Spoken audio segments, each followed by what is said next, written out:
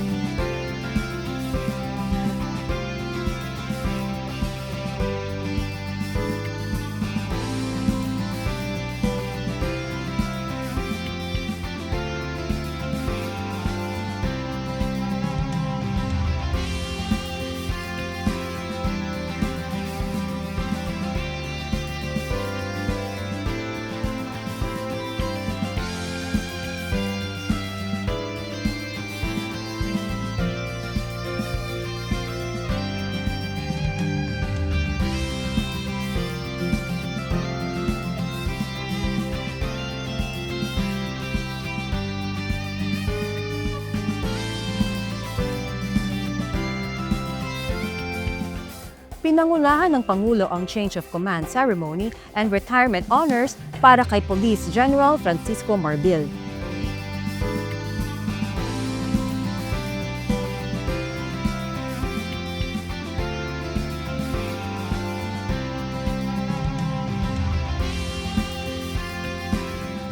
Si Police General Nicolas Torre III ang itinalagang bago at ika-31 pinuno ng Philippine National Police.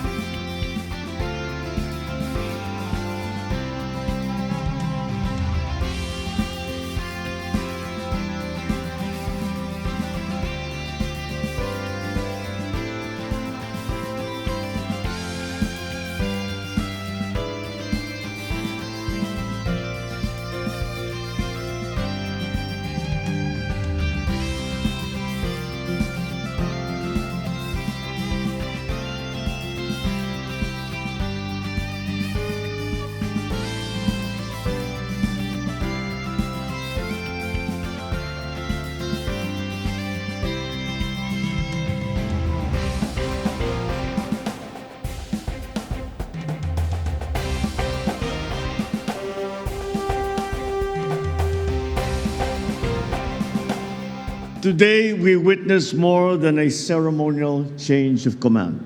We come together to reaffirm a shared responsibility, a responsibility to uphold peace, to preserve justice, and to protect the dignity of the Filipino.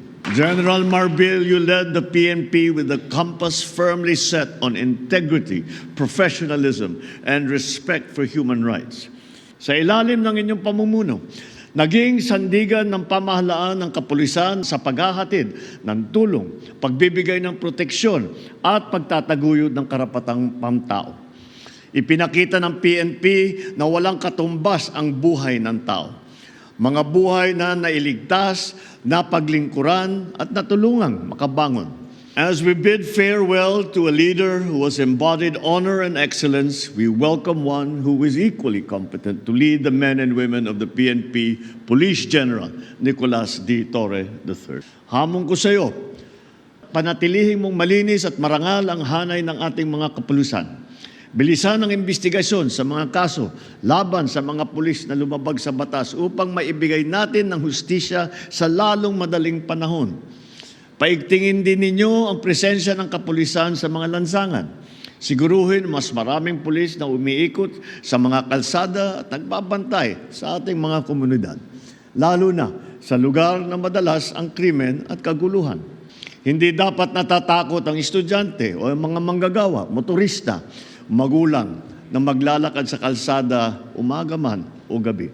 This change of command ceremony is a renewed promise, a clear mandate to champion peace, to serve with honor, and to move our nation forward with dignity.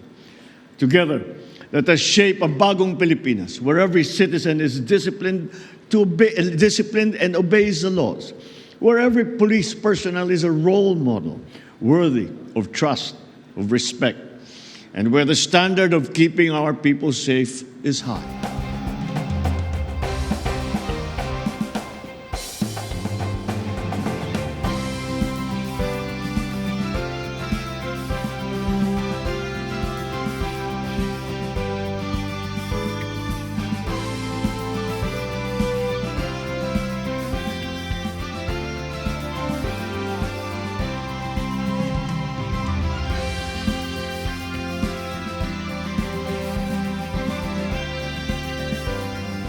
Kasunod nito, namigay ang Pangulo ng 229 newly procured operations and maintenance equipment and vehicles bilang bahagi ng ikatatlong tranche ng refleeting program ng National Irrigation Administration. Ito'y tugon sa direktiba ng Pangulo na pabilisin ang irrigation project development sa ilalim ng malawakang pagpapalakas sa sektor ng agrikultura.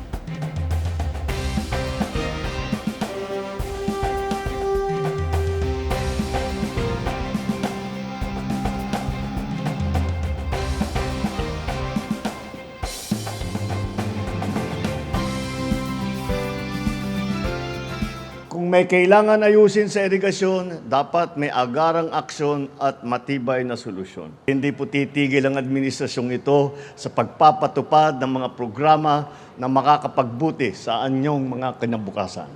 Naniniwala ako na sa ating pagkakaisa, matutupad ang ating pangarap na pagkain sa bawat mesa, hanap buhay na sapat sa araw-araw at kinabukasang puno ng pag-asa.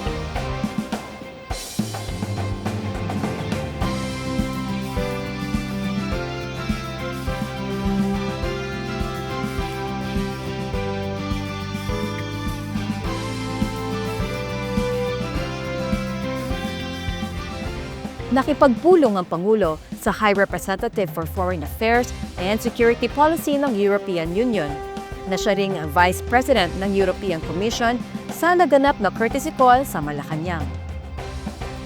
Ito ang unang pagbisita ng opisyal sa bansa buhat ng maluklok sa opisina noong December 2024.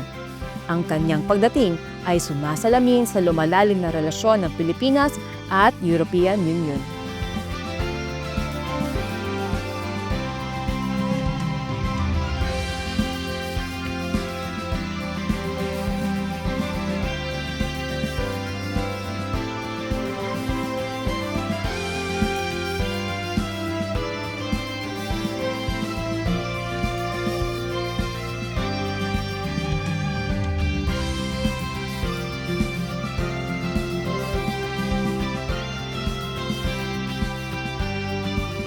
Bilang pagtupad sa hangaring pagbutihin pa ang serbisyo sa mga paliparan sa bansa at magbigay ng mas maayos at magandang travel experience sa mga manlalakbay, bumisita si Pangulong Marcos Jr. sa Ninoy Aquino International Airport Terminal 3 para personal na inspeksyonin ang mga pinakabagong pasilidad nito sa ilalim ng pamunuan ng New NAIA Infrastructure Corporation.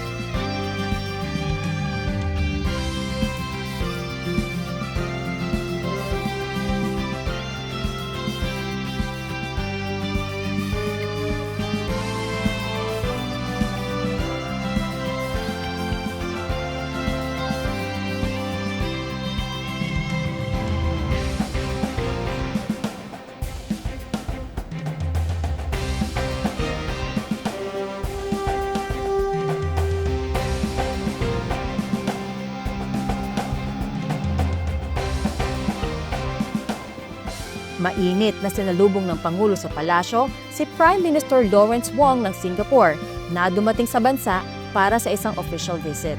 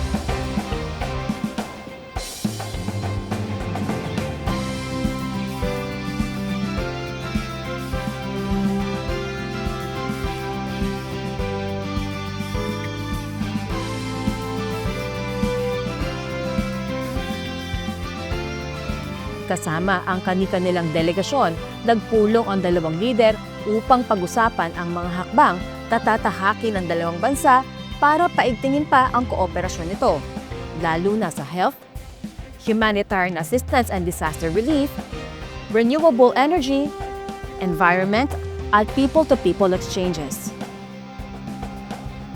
Honored that the Prime Minister chose the Philippines as your first bilateral visit since being reappointed after securing a famous victory during the Singapore May 2025 general elections. The bilateral relations between the Pearl of the Orient and the Lion City have not only endured, but have thrived in the last 56 years. I look forward to our discussions on health, humanitarian assistance, and disaster relief, renewable energy, the environment, and other people-to-people exchanges. These are vital and priority sectors for the development of our countries and for the region. Just last month, we launched the Digital Leadership Program as a result of our partnership with Singapore. The program aims to equip thousands of Filipino civil servants with digital leadership competencies. We are grateful to partner with Singapore in building a future-ready, inclusive, and innovation-driven service.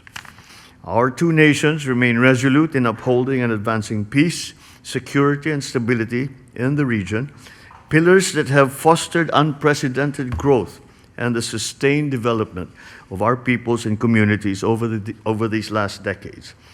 Just last week, we met in Kuala Lumpur and reaffirmed these commitments and exchanged views on the situation impacting the regional bloc, as well as our responses to ongoing pressing regional and global issues. Amidst these uncertainties, we have set out a fresh direction for the region with the ASEAN Community Vision 2045 that seeks to achieve a resilient, innovative, dynamic, and people-centered ASEAN. I look forward to working with you and other members of ASEAN in turning this vision into a reality. The Philippines looks forward to continuing to work alongside Singapore, a trusted neighbor, a dependable friend, and reliable partner, as we pursue our development agenda and our long-term vision of a strongly rooted, comfortable, and secure life for all Filipinos. This is my introductory visit to the Philippines in my capacity as Prime Minister, and it's also, as you rightly said, my first visit just after my recent general election. So it's an honor for me to come here, to have this visit with you, and to discuss with you how we can strengthen our relations even further. We are both founding members of ASEAN, and we share a common interest in regional stability and development. And Singapore is committed to supporting and working closely with you, President, to support your 2026 ASEAN chairmanship. Singapore businesses are confident in the dynamism and the potential of the Philippines economy, and we are now one of the largest foreign investors in the Philippines. The investments have been growing over recent years, and we see potential to do even more. Likewise, Philippine companies have also steadily grown their presence in Singapore. and we are keen to discuss how we can grow our collaboration in new and emerging areas, like the green economy and in sustainability.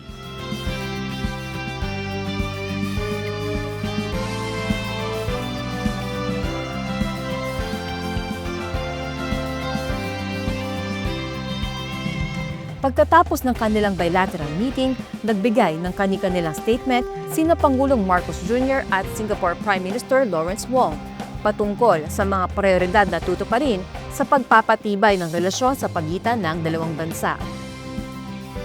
This visit of Prime Minister Wong demonstrates what we already have known for a long time to be true. The robust ties between the Philippines and Singapore and the steadfast camaraderie between Filipinos and Singaporeans are strong and remain strong. In our bilateral meeting just now, Prime Minister Wong and I had extensive follow-through discussions on the results of the ASEAN Summit in Kuala Lumpur last week.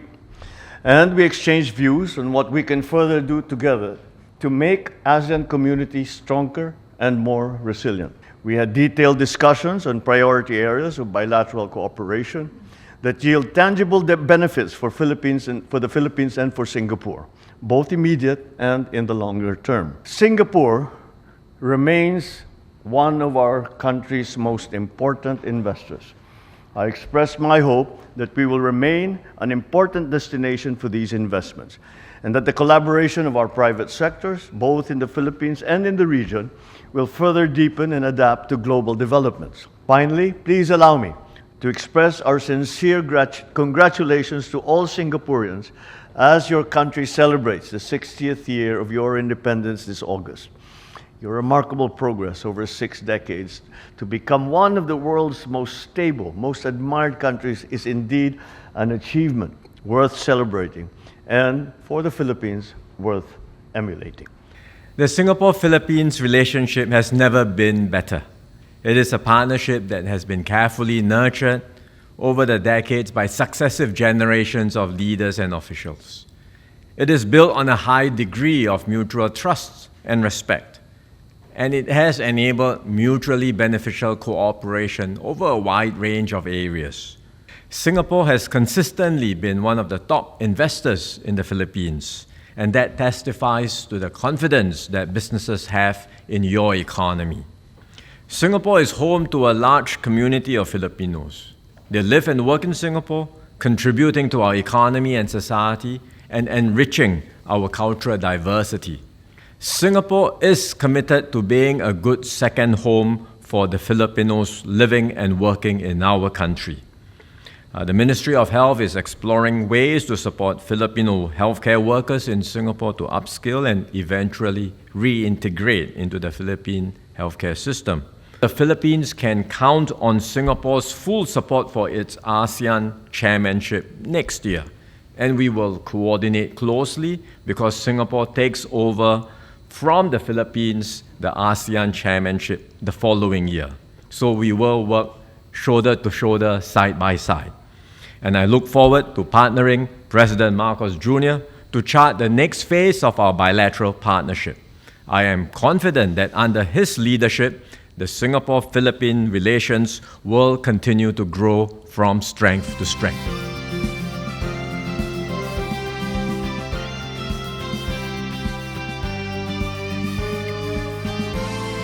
Sa pagunita ng 50th anniversary ng bilateral relations sa pagitan ng Pilipinas at China, pinangunahan ni Pangulong Marcos Jr.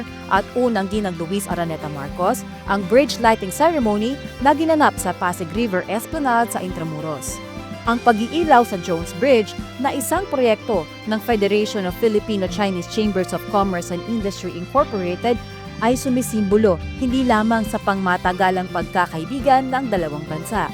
Pinatitibay din ito ang kahalagahan ng Binondo sa kultura at ekonomiya ng Pilipinas. Bukod sa pagkakakilala nito bilang oldest Chinatown sa buong mundo, ito ang tumatayong testamento sa malalim na kasaysayan ng mga Pilipino at Chino. Tonight, we proudly light up the iconic Jones Bridge in all its renewed glory and breathe new life into it. This is what the Chinatown Revitalization Project is all about. It's about restoring Binondo, reaffirming its cultural and historical place and significance to our shared heritage. We will transform Binondo into a place that we can always return to. From the old Manileños to the first-time visitors, lahat, welcome dito. This project commemorates 50 years of diplomatic relations between the Philippines and the People's Republic of China. Half a century of friendship and shared history, all reflected here in the world's oldest Chinatown. So I thank the vibrant community of Binondo, from the families, the merchants, the students, the elders, all of those who have kept this place alive and vibrant and an important part of our continuing cultural evolution. You have done much more for our heritage, more than you can ever know. Maraming salamat po. Let us finish phase 2 as we transform Ongpin and Escolta into cultural and economic hubs. We will bring back their golden years so that we can relive them. In times like this, when everything can feel loud and fast and confusing, I believe what we need is right here. A place as simple as a bridge or a street that tells us to pause and to reflect on who we are and what we share as a nation.